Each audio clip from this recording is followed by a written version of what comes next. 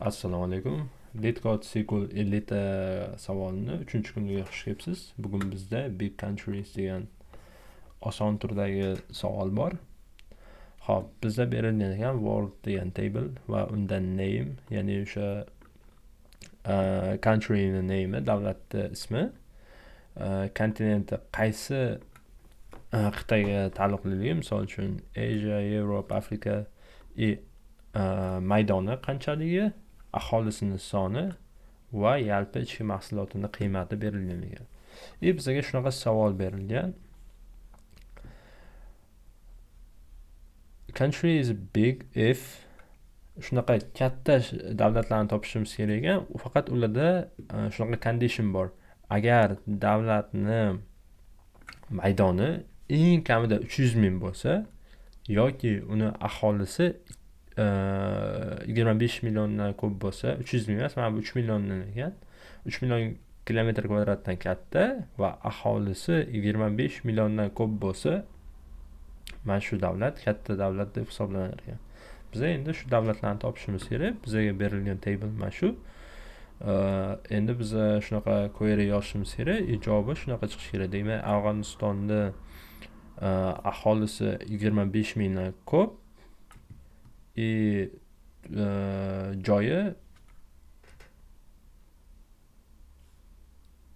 3 milliondan katta.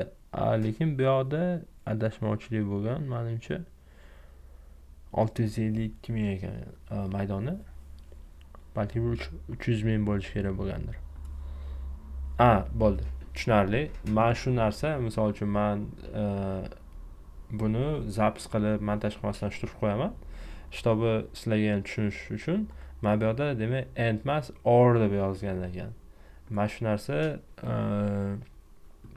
montaj qilmasdan qo'yganim sababi sizlarda ham shunaqa holatlar bo'lishi mumkin. Nimadirda o'qimasdan tashlab ketishlaringiz mumkin. Demak, bu yerda or degan ekan.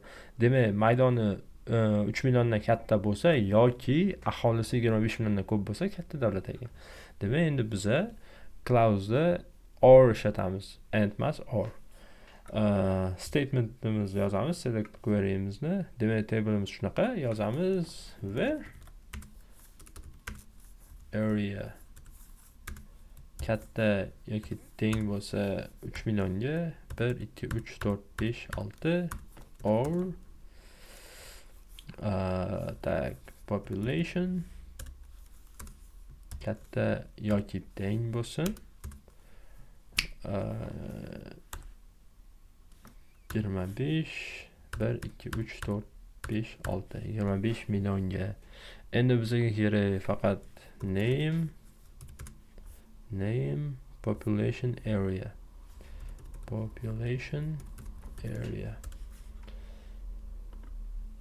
demak, mana Afg'oniston chiqdi, Algeria chiqdi. Buni qo'yamizda submit qilamiz.